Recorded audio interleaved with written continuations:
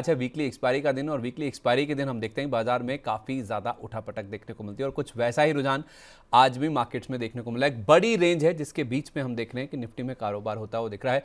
तो हमने दोनों तरफा जो ट्रेड्स हैं मार्केट में ऑलरेडी देख लिए हैं। तो यहाँ से अब जो करीब करीब 2-2.5 घंटे के आसपास का समय बचा है उसमें आपकी रणनीति क्या होनी चाहिए, आपके शेयरों के से जुड़े हुए जो सवाल हैं उनके जवाब भी हम आपको देने की कोशिश करेंगे। प्राइमरी मार्केट में जिस तरह का एक्शन है, एक बड़ा आईपीओ खुला हुआ, इसका आखिरी दिन है, उस पर आपको क्या करना चाहिए और उसके साथ साथ जो जिन कंपनियों के लॉक इन खुल रहे हैं वहाँ पर किस तरह की एक्टिविटी चल रही है और चुन चुन के हमारा खास सेगमेंट, ये सब अगले 1 से सवा घंटे में आपके सामने रखने की कोशिश करेंगे। पहले देखिए बाजार, क्योंकि आज वीकली एक्सपायरी का दिन है।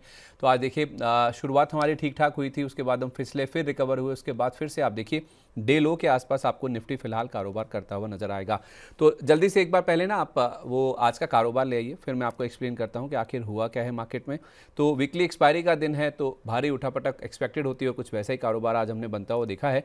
और निफ्टी में अगर आप देखेंगे ना, जो आज का हाई था वो ऑलमोस्ट 25,900 के आसपास का था और 25,900 के हाई को आप देखेंगे और 25,627 के आसपास का लो है। एज वी स्पीक मार्केट नीचे ड्रिफ्ट करता जा रहा है। तो मैं अभी जब आपके लिए ये रिसर्च हमने तैयार की थी उस समय निफ्टी 25,650 के आसपास या उसके ऊपर सस्टेन कर रहा था। तो अभी ये वाला लेवल भी टूट गया 650 का भी। तो अब जो रेंज है ना वो और भी बड़ी हो चुकी है, ऑलमोस्ट आप कहिए तो 275 अंकों की बड़ी रेंज है जिसके बीच में कारोबार हुआ है और उस रेंज के नीचे की तरफ यानी कि lower end of the range में हम कारोबार करते हुए दिख रहे हैं, जो कि है 25,627 की और 25,645 के आसपास निफ्टी ट्रेड कर रहा है। सेंसेक्स निफ्टी के मुकाबले हालांकि आप देखेंगे तो आपको बैंक निफ्टी रेजिलियंट नजर आएगा। गिरा तो ये भी हुआ है लेकिन उतना नहीं गिरा जितना बैंक निफ्टी, जितना सेंसेक्स और निफ्टी गिरे हैं।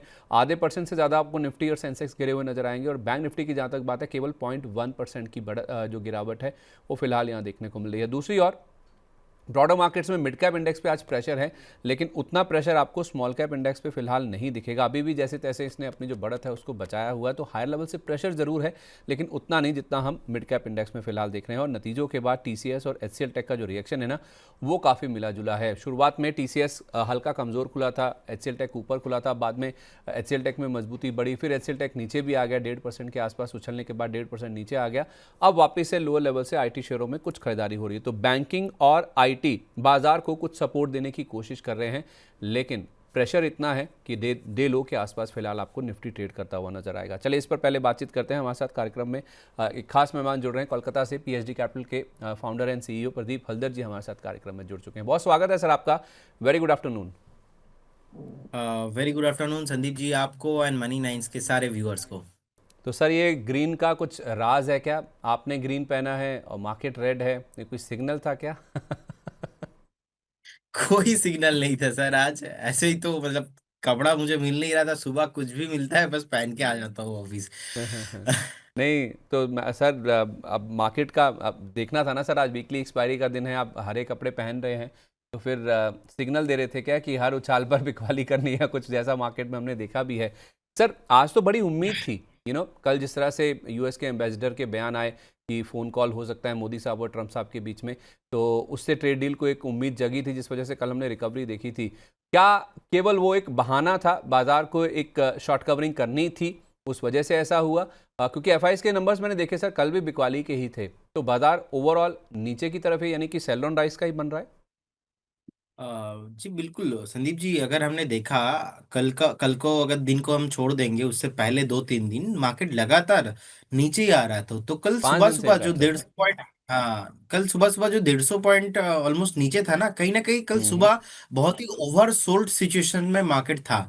तो कल सुबह ही मेरा ऐसा ही व्यू था कि कल रिकवरी आ सकता है और कल रिकवरी आया भी है। और आज मेरा सुबह से ही ऐसा व्यू है कि ऊपर से मार्केट को बेचना ही है, क्योंकि कहीं ना कहीं 25,900 25,850 में सपोर्ट नहीं है। मुझे लगता है कि फिर से एक बार मार्केट आपको नीचे ही मिलेंगे, क्योंकि कल का जो सुबह सुबह का लेवल मिल रहा था ना वो वहाँ पे कंफर्ट हो रहा था, क्योंकि रिस्क रिवॉर्ड रेशियो बहुत फेवरेबल हो रहा था।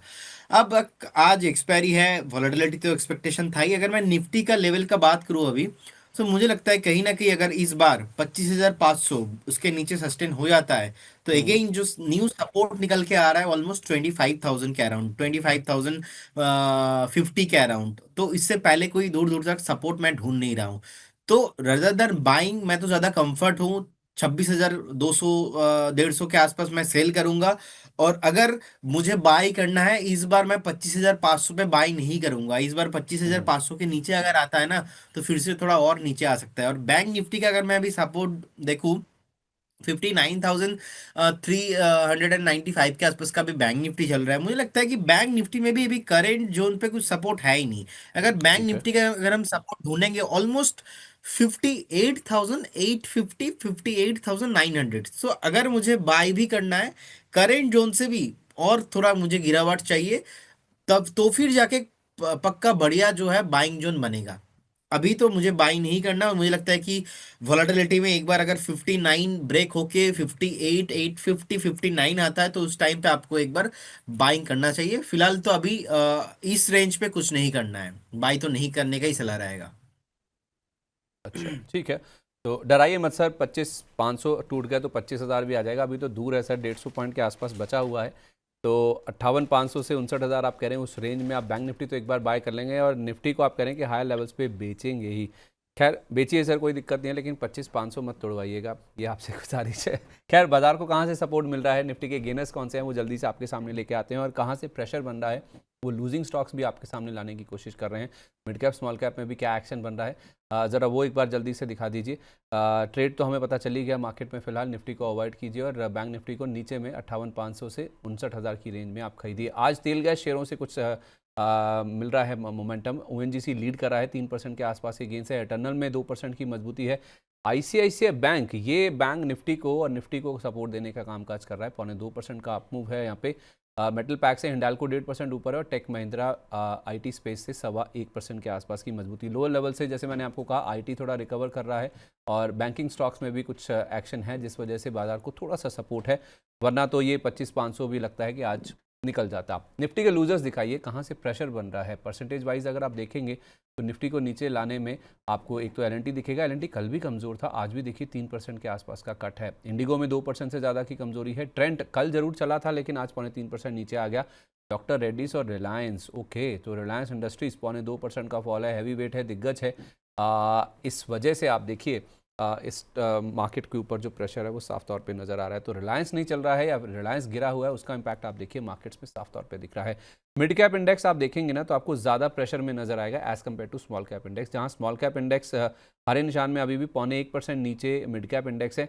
कुछ स्टॉक्स जो कि सपोर्ट करें, ओएनजीसी निफ्टी का टॉप गेनर है, तो मिड कैप गेनर्स में आपको ऑयल इंडिया नजर आएगा, आज 4-4.5% के आसपास का अप हुआ है। मोतीलाल ओसवाल 0.5% ऊपर है। गॉडफ्रे फिलिप्स में आज सरप्राइजिंगली एक रिकवरी दिखी है, शार्प 4% के आसपास की। कोरोमंडल इंटरनेशनल एक फर्टिलाइजर प्ले है, 2% ऊपर है। और बीएससी एनएससी के आईपीओ का इंपैक्ट आप देखिए स्टॉक पर पॉजिटिव साइड पर प्ले आउट होता हुआ दिख रहा है। लेकिन मिड कैप इंडेक्स को नीचे कौन खींच रहा है, प्रेशर कौन बना रहा है मिड कैप इंडेक्स के ऊपर, उसमें अगर आप देखेंगे तो आपको डिक्सन टेक, ये स्टॉक 4% नीचे है। वोडाफोन आइडिया आज 11 रुपये का लेवल इसने तोड़ दिया, 3.5% ये भी नीचे है। 3% AU small finance bank. KEI industries कल हम देख रहे थे काफ़ी अच्छा चल रहा था, ये 2.5% नीचे है। और Godrej properties real estate pack को लेकर हम देख रहे हैं कि पिछले हफ्ते से ही कमजोरी या फिर प्रेशर साफ तौर पे दिख रहा है। हर दिन हम देखते हैं कि एक एक स्टॉक सामने आता है। आज इनफैक्ट ब्रिगेड एंटरप्राइजेज भी काफ़ी कमजोरी के साथ कारोबार कर रहा है। स्मॉल कैप इंडेक्स की तरफ चलिए, जहाँ पे अभी भी कुछ हद तक जो ग्रीन साइड के ट्रेड्स हैं बचे हुए हैं, उसमें बालाजी अमीन्स आप देखिए 12% का अप मूव है। एक अपडेट आया भी था, वीएलएम बाला कह रही थी कि एक जो इसका टारगेट है जो आपको स्टॉक रिकमेंड किया गया था वो टारगेट भी अचीव हो गया। किरी इंडस्ट्रीज जो केमिकल वाला प्ले है वो आज एक्टिव है। कैम्प्लास सेनमार यहाँ पे भी 11% का अप मूव है। ऑथम इन्वेस्टमेंट का जो रीजन है 8.5% के ऊपर है, ये बजिंग स्टॉक्स में आपको बताते हैं। और बजाज स्टाइल रिटेल, इस स्टॉक में कई दिनों के बाद तेजी बनी है, 8.25% के आसपास की। स्मॉल कैप लूजर्स की आप बात करें तो प्रेशर कहाँ से बन रहा है, तो उसमें आप देखेंगे आपको सबसे पहले नाम नजर आएगा फेज 3 लिमिटेड का, ये 0.6% नीचे है। हार्डवेयर इंडिया 5% नीचे है। शंकरा बिल्ड प्रो ये भी 5%, आई थिंक ये लोअर सर्किट है दोनों स्टॉक्स में। ब्लिस जीवीएस फार्मा पिछले कुछ दिनों में काफ़ी अच्छा चला, आज प्रॉफिट बुकिंग है 4.5% के आसपास की। और मेटल पैक में जो ग्रेफाइड इलेक्ट्रोड्स वाली कंपनियां हैं एचईजी, इनमें आज गिरावट है 0.4% के आसपास, ये भी स्टॉक आपको नीचे नज़र आएगा। तो सर इसमें अगर हम कुछ ट्रेड ढूंढने की कोशिश करें तो ये जो मेटल वाली कंपनियां हैं सर, एचईजी हुई, ग्रेफाइट इंडिया हुई, इनमें सर कुछ एक्शन बन रहा है लोअर लेवल्स पे, कुछ बॉटम फिशिंग करनी है या अभी वेट करें और नीचे आने का? संदीप जी, मुझे लगता है कि एक बार वेट करना चाहिए, क्योंकि जिस तरीके से ऑलरेडी हमने देखा है चला है, एक बार तो एक छोटा सा करेक्शन यहाँ से चाहिए। और भी अगर हम्म करेक्शंस आता है तो एक बार बाई करने का सलाह रहेगा, लेकिन फिलहाल अभी जिस तरीके से प्राइस है, आई डोंट थिंक करेंगे उनसे कोई हैवी क्वांटिटी के साथ बाई करना नहीं चाहिए। हाँ सर, तेल गैस में ओएनजीसी और ऑयल इंडिया दोनों स्टॉक्स चल रहे हैं, मिड कैप और निफ्टी में टॉप गेनर्स में शामिल हैं। इनमें कुछ और एक्सटेंशन आ सकता है सर, क्या खरीदा जा सकता है या अभी वेट करें? जी बिल्कुल, ऑयल इंडिया का चार्ट मैं अभी देख रहा था, मुझे बहुत ही अच्छा लगा एंड अट्रैक्टिव है। कहीं ना कहीं जिस तरीके से 435 के ऊपर सस्टेन हो रहा है, मुझे लगता है कि हम्म ऑयल इंडिया का नेक्स्ट टारगेट ऑलमोस्ट आपको बहुत ही शॉर्ट टाइम में ही 467 एंड 480 तक आपको आते हुए दिखाई देंगे, with strictly stop loss of 428 के आसपास का आपको एक स्टॉप लॉस मेंटेन करना है, और 480 हम्म प्लस आपको आते हुए दिखाई देंगे। हम्म, ठीक है, ओके, परफेक्ट है। तो ऑयल इंडिया में ज़रूर यहाँ से अच्छा खासा अप मूव बनता हुआ नज़र आ सकता है। चलिए, भारी मात्रा में सर दर्शक हैं जो कि हमारे साथ जुड़ रहे हैं, तो उनके सवालों के जवाब देना भी बहुत इंपॉर्टेंट है। कोई ट्रेड अगर सर आपको सामने आएगा तो आप ज़रूर बताइएगा। बहरहाल हमारे साथ जो दर्शक हैं वो जुड़ तो रहे हैं भारी मात्रा में। आपको सवाल कैसे पूछना है उसका तरीका आपको बताते हैं। 9311121874 ये हमारा व्हाट्सएप नंबर है। आप चाहें तो इस पर कॉल लगा के आप अपने सवाल हम तक पहुंचा सकते हैं। आप चाहें तो व्हाट्सएप के ज़रिए अपना सवाल हमें भेज दीजिए, हम आपके सवालों को शो में शामिल कर लेंगे। आपके पास एक ईमेल आईडी का ऑप्शन भी है सामने स्क्रीन के ऊपर, my9query@tv9.com। इस पर भी आप अगर अपने सवाल भेजेंगे ना तो हम आपके सवालों को एड्रेस करने की कोशिश करेंगे। तो भारी मात्रा में दर्शक हमारे साथ जुड़ रहे, अपने सवाल भी दे रहे हैं। एक गंगाधर जी हैं जो कि स्टैंडर्ड प्लान लेकर हमारे साथ प्राइम मेंबर के रूप में जुड़े हैं। तो गंगाधर जी, आपका बहुत बहुत स्वागत है प्राइम मेंबरशिप में। 700-800 लोगों का हमारा ये प्राइम मेंबरशिप का परिवार है, तो आपका भी उसमें बहुत बहुत स्वागत है। अच्छा, इसी कड़ी में श्रवण सिंह जी हमारे एक प्राइम मेंबर है, कह रहे हैं कि सर सुबह ऑल टाइम हाई AIIL में ब्रेकआउट हो गया है, 630 का स्टॉप लॉस के साथ एंट्री ली है, कैन यू सजेस्ट टारगेट? तो एंट्री सर ऑलरेडी ले चुके हैं, ये AIIL में 630 रुपये का स्टॉप लॉस भी इन्होंने लगा रखा है। टारगेट पूछ रहे हैं आपसे। देखिए, मुझे लगता है कि तो बने रहना चाहिए जिस तरीके से ब्रेकआउट आया है, और स्टॉक में अभी भी चलना बाकी है। हो सकता है कि इस हफ्ता ज्यादा नहीं चलेगा, इस हफ्ता आपको ऑलमोस्ट एक स्ट्रिक्टली स्टॉप लॉस 630, उन्होंने परफेक्ट जगह पे स्टॉप लॉस मेंटेन किया है, और थोड़ा ज्यादा वॉलेटाइल रहता है तो एक बार नीचे आ सकता है, तो 610 के आसपास का आप स्टॉप लॉस मेंटेन कीजिएगा। एंड हम्म जैसे स्टॉक ऑलमोस्ट 650 अगर इसको होल्ड कर पाता है नेक्स्ट 1 से 2 दिन, आपको नेक्स्ट 1.5 से 2 हफ्ता मैक्सिमम इस टाइम फ्रेम में मुझे लगता है कि 740 750 जाने के लिए रेडी हो रहा है। तो 730 अगर इसके ऊपर कभी भी सस्टेन होता है तो आप एक बार पार्शियल प्रॉफिट बुक करने का सलाह रहेगा, लेकिन फिलहाल अभी तो वेट कीजिए। बहुत ही बढ़िया ट्रेड उन्होंने लिया है और ब्रेकआउट भी है, बने रहने का सलाह होगा। ठीक है, बने रहने की सलाह है इसमें। अच्छा ट्रेड आपने लिया है। खैर, इसके अलावा ना सर, एक हमारे प्राइम मेंबर है अंशुल शर्मा जी, उन्होंने सर एक थोड़ा भावनात्मक अपना एक कमेंट लिखा है। मैं कुछ एक वर्ड्स बीच में बीप करके या रिप्लेस करके बताऊंगा। वो कह रहे हैं कि सर रिटेलर से ज़्यादा तो डरपोक FIs हैं जिनको ट्रम्प के कमेंट से डर लगता है। क्यों, मैंने सही कहा ना? सर थोड़ा सा ट्रम्प साहब पे जाइव ले रहे हैं ये। कुछ स्टॉक्स भी बताए हैं सर इन्होंने। HAL, SCI, अदानी ग्रीन का 1 से 2 साल का टारगेट कितना होगा? तो कई कई स्टॉक्स ऐसे हैं सर जो कि काफ़ी अट्रैक्टिव हो गए हैं या फिर अच्छे लेवल्स पर आ गए हैं, तो उनमें एंट्री लेने के बारे में सोच रहे हैं, प्रोवाइडेड 1 से 2 साल में यहाँ पे गुंजाइश हो अच्छा पैसा बनने की। तो सर पहले तो ये जो इन्होंने ट्रम्प साहब की पैर खींचा है जो, उस पर आपका रिएक्शन और इन स्टॉक्स पे भी आपकी राय दीजिएगा। देखिए, बात डर का नहीं है, बात जो है वो कन्फ्लिक्ट ऑफ इंटरेस्ट का है। उनको लग रहा हम्म है कि कहीं ना कहीं इंडिया में ज्यादा अपॉर्चुनिटी नहीं है, तो इसीलिए देखेंगे 1 साल से कंटिन्यूअसली सेलिंग हो रहा है। तो फिर से उनको जब आना होगा वो आ जाएंगे। अब इंडियन गवर्नमेंट भी मुझे लगता है कि कहीं ना कहीं जो एक टाइम पे फाइनेंस मिनिस्टर का एक स्टेटमेंट था कि FII से कुछ फर्क नहीं पड़ता है, अभी आई थिंक इंडियन गवर्नमेंट को भी दिख गया है कि नहीं, हम्म FII के जो ओवर रेगुलेशन है, आई थिंक उस ओवर रेगुलेशन के ऊपर गवर्नमेंट का एक टीम स्ट्रिक्टली काम भी कर रहा था। तो ऐसा लास्ट अपडेट मिला था, लेकिन ऐसा कुछ ज़्यादा चेंजेस नहीं हुआ। अगर कमिंग फ्यूचर में कुछ चेंजेस होता है FII के लिए तो फिर बढ़िया से कुछ अनाउंसमेंट होगा। और ऑब्वियसली ट्रम्प जी के अगर हम देखेंगे ट्रेड डील नहीं होगा तो कहीं ना कहीं ये एक नेगेटिव सेंटीमेंट भी है ओवरऑल एफआईआई के तौर से अगर हम देखेंगे तो उनको जहाँ पे अपॉर्चुनिटी लग रहा है वो इन्वेस्ट कर रहे हैं। लेकिन हम भी सर इंडियन जो है किसी के भरोसे में बैठे नहीं है और कंजम्पशन थीम पे ही बिलीव रखते हैं। सो कहीं ना कहीं हमें ज़्यादा कुछ फर्क पड़ेगा नहीं ओवर द लॉन्ग टाइम में। हाँ, वो बात अलग है कि अगर ट्रेड डील हो जाता है तो कहीं ना कहीं अच्छा होगा मार्केट के लिए भी। और सर अदानी ग्रीन एनर्जी अभी 934 के आसपास का प्राइस चल रहा है। हम्म। एंड जिस तरीके से एक नेगेटिव सेंटिमेंट यहाँ पे बिल्ड हुआ है, एंड 1020 के आसपास ना एक ब्रेकडाउन आया था चार्ट में। सो नेक्स्ट जो सपोर्ट मुझे दिख रहा है चार्ट में वो है 900। सो 900 एंड उसके बाद अगला जो सपोर्ट होगा ना वो 772 के आसपास। तो मैं बोलूंगा एक बार अवॉइड कीजिए फ्रेश बाई करने में। अगर हम्म। आपके पास है तो अभी तो फिलहाल आप बने रहिए, लेकिन मेक श्योर आप एक बार 850 भी आपको प्राइस मिल सकता है, 800 भी मिल सकता है, क्योंकि नेक्स्ट जो स्ट्रॉन्ग हायर टाइम फ्रेम में सपोर्ट है वो बेसिकली 791 800 से पहले तो दूर दूर तक नहीं है। तो एक बार तो वेट करने का सलाह रहेगा। स्टॉक नीचे आ रहा है, वेट कीजिए और आपको नीचे मिलेंगे। अच्छा, ठीक है, ओके। इसके अलावा ना सर, कुंज बिहारी जी हमारे एक प्राइम मेंबर है, कहने कि सर मेरे पास गेल के शेयर हैं 190 रुपये के रेट पर, 250 शेयर हैं।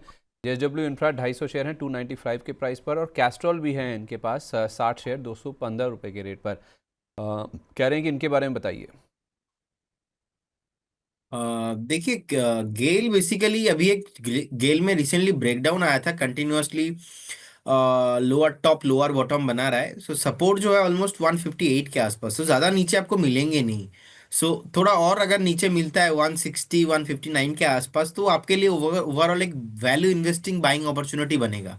सो हम्म। फिलहाल अभी तो इसमें कोई मोमेंटम नहीं दिखाई दे रहा है, थोड़ा टाइम चाहिए होगा। और जैसे ही स्टॉक 158 160 का ये जो जर्नी है ये कंप्लीट करने के बाद फिर से 175 ब्रेक करेगा, अगेन आपको 200 एंड अबव प्राइस आते हुए दिखाई देंगे। मोटा मोटा मैं कहना ही चाहता हूँ कि बने रहने का ही सलाह होगा यहाँ पे। और थोड़ा नीचे आता है तो बाय कीजिए। कैस्ट्रॉल अभी कैस्ट्रॉल में ऑलमोस्ट 187 के आसपास का प्राइस चल रहा है, नीचे आ रहा है कंटिन्यूअसली। जुलाई 14 जुलाई 2025 से लगातार नीचे आ रहा है। उस टाइम पे प्राइस था 233 के आसपास और अभी प्राइस है ऑलमोस्ट 187। सो जो सपोर्ट दिखाई दे रहा है ऑलमोस्ट 180 के आसपास, और उस टाइम पे भी 180 ब्रेक नहीं किया, अभी 187 के आसपास का प्राइस है। तो यहाँ पे भी बाय ऑन डिप करने का सलाह रहेगा। लेकिन फ्रेश बाय करना और गेल और कैस्ट्रो जैसे स्टॉक्स में इमीडिएटली मूव पाना ये तो पॉसिबल नहीं होगा। तो थोड़ा आपको यहाँ पे पेशेंस जो है वो रखना चाहिए। और जेएसडब्ल्यू इंफ्रा जेएसडब्ल्यू इंफ्रा। 295 पे है सर, 150 शेयर है इनके पास। यस, 264 के आसपास का जेएसडब्ल्यू का अभी प्राइस है। जिनके हम्म। पास पोजीशन है आप बने रहिए। 260 को अगर बाई चांस ब्रेक करता है आपको एक बार 217 220 आते हुए दिखाई देंगे। तो इसीलिए फिलहाल अभी तो होल्ड करने का सलाह रहेगा। और कभी भी अगर आपको अपॉर्चुनिटी ढूंढना ही है तो मुझे लगता है कि 225 230 के लिए वो पैनिक जोन के लिए वेट करना चाहिए। उस लेवल पे एक बढ़िया इन्वेस्टमेंट अपॉर्चुनिटी मिलेंगे आपको। तो जिनके पास हैं वो 260 का स्टॉप लॉस लगा लें, और 230 के आसपास मिले तो फ्रेश एंट्री करें। हाँ, अगर आपका लार्ज क्वांटिटी है, बड़ा क्वांटिटी है और एज ए ट्रेडर अगर आप एंट्री लिए हो तो डेफिनेटली आपको 260 का तो एक स्टॉप लॉस मेंटेन करना चाहिए। हम्म। अगर आपका शॉर्ट टर्म व्यू है तो फ्रेश बाई करने का मुझे लगता है कि मैं कंफर्टेबल रहूंगा ज़्यादा 217 225 इस लेवल पे आता है तो एक बार फ्रेश बाई करना चाहिए। वहाँ पे रिस्क रिवॉर्ड रेशियो बहुत ही फेवरेबल हो सकता है। अच्छा, ठीक है। इस बीच सर, सुशील जी हमारे एक प्राइम मेंबर हैं, 2 महीने से हमारे साथ हैं। ये सर न्यूजन केमिकल को लेकर पूछ रहे हैं। एंट्री 1235 लिखा है इन्होंने, और टारगेट कह रहे हैं कि 1345 प्लस का मिलेगा, और टाइमलाइन क्या होगी। अब एंट्री ये ले चुके हैं या लेना चाहते हैं मुझे नहीं पता। 1235 की एंट्री इन्होंने लिखी और 1345 प्लस का टारगेट। आपसे कंफर्मेशन मांग रहे हैं, क्या इन्होंने सही सोचा है, सही देखा है चार्ट? बहुत बढ़िया संदीप जी, एक वॉल्यूम आया है रिसेंटली और बेस भी अच्छा खासा फॉर्मेशन बना है यहाँ पे। मुझे हम्म। लगता है कि उनको बने रहना चाहिए। इजीली आपको 1410 तक ये मोमेंटम आते हुए दिखाई दे रहा है, उससे पहले कुछ बड़ा रेजिस्टेंस है ही नहीं। और हम्म। अगर 1410 1420 इसके ऊपर सस्टेन हो गया ना, नेक्स्ट आपको 1700 तक ये मोमेंटम कंटिन्यू होते हुए नजर आएंगे। और लास्ट 2 3 साल का हाईएस्ट वॉल्यूम हुआ है रिसेंटली। एंड जिस तरीके से ये वॉल्यूम फॉर्मेशन हुआ है ऑलमोस्ट लास्ट मंथ पे ही हुआ है, दिसंबर 8 से 10 दिसंबर के बीच में ये जो वॉल्यूम हुआ है, मैं देख रहा हूँ लास्ट 3 साल में ऐसा वॉल्यूम नहीं हुआ है। और जिस तरीके से बेस भी यहाँ पे बन रहा है, मुझे लगता है कि बने रहना चाहिए, इजीली हायर टाइम फ्रेम में जाने के लिए रेडी हो रहा है। ओके, ठीक है, परफेक्ट है। तो वैसे भी सर हम देख रहे हैं, अच्छा, आप न्यूजन केमिकल के बारे में दिखाइए, ये न्यूजन सॉफ्टवेयर आप दिखा रहे हैं। तो सर वैसे मैं देख रहा हूँ, जैसे हमने आप गेनर लूजर्स की भी बात करी थी, आज सारा जो केमिकल प्ले है ना, वो बालाजी अमीन आप देखिए, ये न्यूजन केमिकल आप देखिए, और भी जो स्टॉक्स हैं केमिकल स्पेस से, वो काफ़ी ज़्यादा एक्टिव हैं आज के सेशन में। कुछ बड़ा हो रहा है क्या इस पूरे स्पेस में? देखिए, आप अगर ऐसे इस तरीके से देखेंगे, गिरा भी तो बहुत है। अगर बालाजी अमाइनेस के हम बात करेंगे, जिस टाइम पे लास्ट ईयर ही ऑलमोस्ट प्राइस था 2000 एंड अबव, तो वहां से गिरते गिरते नीचे आया है। सो आज 12-13% जितना भी ऊपर आ जाए, हम देखेंगे तो यहाँ पे एक वॉल्यूम बेस्ड बाइंग अभी आ रहा है। लेकिन एक पुल बैक ये कितना सस्टेन करेगा, that is a very big question, क्योंकि ओवरऑल लॉन्ग टाइम में कंटिन्यूअसली ओवर द मंथ एक नेगेटिव ट्रेंड पे है। अब कोई भी स्टॉक अगर नेक्स्ट प्रीवियस 1, 1.5, 2 साल से लगातार नीचे आ रहा है, कोई एक दिन 10, 12, 15% ऊपर आने के बाद भी उसको हम कंफर्मेशन नहीं मान पाएंगे टेक्निकल के आधार पे, क्योंकि वो डेड कैट बाउंस होता है 2, 4 दिन, 5 दिन, हो सकता है कि एक हफ्ता सस्टेन करे। तो इसीलिए जैसे कि बालाजी एमाइनेस के लिए मुझे लगता है कि एक बार अगर किसी को अप्रोच रखना है बाइंग का, तो एक बार वो रखना है ऑलमोस्ट 1400 के ऊपर। 1400 के ऊपर सस्टेन करने पे मैं यहाँ पे बाइंग करने में कंफर्टेबल रहूंगा। बाकी अगर ट्रेडिंग के हिसाब से देखा जाए तो करेंट जोन से भी 1 दिन के लिए मुझे लगता है कि इसमें पॉसिबिलिटीज है 1285 एंड 1330 1350 तक जा सकता है। लेकिन जहां पे मैं एज ए इन्वेस्टर्स देख रहा हूँ, वो इन्वेस्टमेंट व्यू से मुझे कहीं ना कहीं I am feeling not comfort कि मैं इस जोन से बाय कर लूं, क्योंकि ओवर द चार्ट खराब ही है। 2020 का जो टॉप है, वो टॉप 2022 का जो टॉप है, वो टॉप बनाने के बाद लगातार स्टॉक आधा हो गया ऑलमोस्ट। सो कहीं ना कहीं यहाँ पे पोजीशन नहीं बिल्ड करना चाहिए। अच्छा, ठीक है। अभी श्रावण सिंह जी हमारे साथ मेंबरशिप इन्होंने अपग्रेड करी है अपनी दोबारा से, वीआईपी मेंबर हैं हमारे। अभी मैंने इनका एक सवाल लिया भी है। एक और सवाल इन्होंने पूछा सर, एक पूछ रहे कि जीआरएम ओवरसीज और दूसरा एमटीएआर टेक, इसका भी व्यू चाहिए कह रहे हैं। आई डोंट नो अब लिया हुआ है या फिर ये फ्रेश लेना चाहते हैं। व्यू अगर पूछ रहे हैं, आई थिंक इनको फ्रेश पोजीशन बनानी होगी। सर देखिए, एमटीआर टेक 2628 के आसपास का प्राइस अभी चल रहा है, एंड मुझे लगता है कि यहाँ पे एक टॉप जो है ये हो सकता है, क्योंकि रिसेंटली इससे पहले भी हमने देखा था कि 2700 के आसपास से स्टॉक बार बार ऊपर नहीं जा पा रहा है। तो कहीं ना कहीं एक हेवी वॉल्यूम बेस्ड सेलिंग हो रहा है एमटीआर टेक में 2700 के लेवल पे। रिसेंटली मेरा कॉल था, अचीव भी हुआ, लेकिन स्टॉक सक्सेसफुली सस्टेन करने के लिए it will take some time. 2 quarter आपको वेट करना है, और 2700 के ऊपर एटलीस्ट 2 हफ्ता 3 हफ्ता आपको सस्टेन करना है। अगर 2700 के ऊपर 2-3 हफ्ता सस्टेन होता है, तो फिर ये मोमेंटम कंटिन्यू होगा। अदरवाइज ऐसे एक शार्प फॉल हमें देखने को मिलने का हाई पॉसिबिलिटीज है, क्योंकि इससे पहले भी हुआ है, और चार्ट में हम यही देखते हैं कि हिस्ट्री रिपीट इटसेल्फ, बार बार यही होता है। ओके, जीआरएम ओवरसीज में लिमिटेड में अभी 170 के आसपास का प्राइस चल रहा है, बने रहने का सलाह होगा। बहुत ही बढ़िया एक यहाँ पे ब्रेकआउट आया है, कंटिन्यूअसली हायर हाई फॉर्मेशन है, एंड वीकली चार्ट में फ्लैग पैटर्न है। अगर कोई भी स्टॉक में वीकली चार्ट में फ्लैग पैटर्न हो, और उसके बाद बुलिश ट्रेंड हो, उसके बाद डेली वीकली मंथली पॉजिटिव भी हो, और उसके बाद जो प्रीवियस रेजिस्टेंस है उसके ऊपर भी सपोर्ट दिखाई दे रहा है, और नीचे से पुल बैक भी बहुत अच्छा आया है, फॉलो अप बाइंग आ रहा है, तो कंफर्मेशन पूरा है। 195-200 जाने के लिए रेडी हो रहा है, बिल्कुल बने रहने का सलाह होगा, लेकिन स्ट्रिक्टली स्टॉप लॉस ऑफ 133 के आसपास आपको मेंटेन करना चाहिए। ठीक है, परफेक्ट है। अच्छा, वो जो हम कह रहे थे ना कि न्यूजन केमिकल, वो नियोजन केमिकल है। नियोजन केमिकल में ये पूछ रहे थे सुशील जी। तो उसमें आज काफ़ी अच्छा मूवमेंट बना है, 5-5.5% के आसपास का। एक बार दिखा दीजिए, NEOGEN के नाम से आपको मिलेगा, नियोजन केमिकल, जिसकी हम अभी थोड़ी देर पहले बातचीत कर रहे थे। अच्छा, एक ऐसा ही स्टॉक है नेटवेब टेक्नोलॉजीज़। नेटवेब टेक्नोलॉजीज में सर गंगाधर जी, जो अभी हमारे प्राइम मेंबर के रूप में जुड़े हैं, कह रहे हैं कि मेरे पास नेटवेब टेक्नोलॉजीज के 150 शेयर हैं 3490 रुपये के प्राइस पर। चल आई होल्ड, मतलब कह रहे हैं कि मैं बना रहा हूँ क्या? देखिए, अगर आपका बाइंग यहाँ पे है, तो ज्यादा दूर नहीं है आपके बाइंग से। सो कहीं ना कहीं मेरे को लगता है कि आपको बने रहना चाहिए। और जिस तरीके से रिसेंटली नेटवेव टेक ऑलमोस्ट 3020 3050 के आसपास एक अच्छा खासा बेस बनाया है, हम्म। और इससे पहले भी अगर हमने देखा ऑलमोस्ट 20 जनवरी 2025 में लास्ट ईयर ही मल्टीपल टाइम रेसिस्टेंस था 3,000। उसके बाद 3,000 के ऊपर सक्सेसफुली ब्रेकआउट और रिटेस्टमेंट दोनों कंप्लीट है, तो मुझे लगता है कि आपको डेफिनेटली बने रहना चाहिए। स्टॉक प्राइस आपको अगेन 3,800 4,000 तक आपको मिलेंगे, आते हुए दिखाई देंगे, तो अब फिलहाल तो अभी बने रहने का ही सलाह होगा। और शॉर्ट टाइम में जितना नीचे आना था almost 95% of the correction completed है स्टॉक में। हम्म। ठीक है, ओके। विनोद मित्तल जी, ये हमारे नए मेंबर हैं, कह रहे हैं कि सर क्या रीज़न है आप मेरा क्वेश्चन नहीं लेते हो। सर मुझे खुद भी नहीं पता क्या रीज़न है, क्योंकि मैंने ऐसी कोई कोशिश करी नहीं कि मैं आपका सवाल नहीं लूँ। खैर, आपका सवाल ले लेता हूँ मैं। कह रहे हैं कि please take my question, holding NBCC 200 shares at 117। Sir पहले भी हमने बात की है इसके बारे में। मुझे तो 125 का लेवल भी याद हो गया। जब तक उसके ऊपर नहीं जाएगा तब तक नहीं खरीदूंगा। और GIC housing finance sir 100 share है इनके पास 181 के प्राइस पर। कह रहे हैं कि बताइए मैं क्या करूँ इन दोनों शेयरों में। GIC हाउसिंग फाइनेंस अभी 167 168 के आसपास का प्राइस चल रहा है। ओवरऑल देखेंगे चार्ट में एक डाउन ट्रेंड में है, तो मुझे लगता है कि स्ट्रिक्टली फाइनल स्टॉप लॉस 160 पे मेंटेन कीजिए, बने रहिए स्टॉक के साथ। पुल बैक में हायर टाइम फ्रेम में अगर थोड़ा बहुत उछाल मिलता है, पुल बैक मिलता है, कभी भी डेट का बाउंस मिलता है, आपको बेचना ही है, आपको होल्ड नहीं रखना है। और NBCC जैसे कि सर आपको भी याद है, ट्रिपल टॉप यहाँ पे मैं देख पा रहा हूँ चार्ट में बना है 128 एंड 130। ये जो लेवल है ना बहुत ही बढ़िया एक जो है ऐसे सेलिंग प्रेशर बार बार देखने को मिल रहा है रिसेंटली।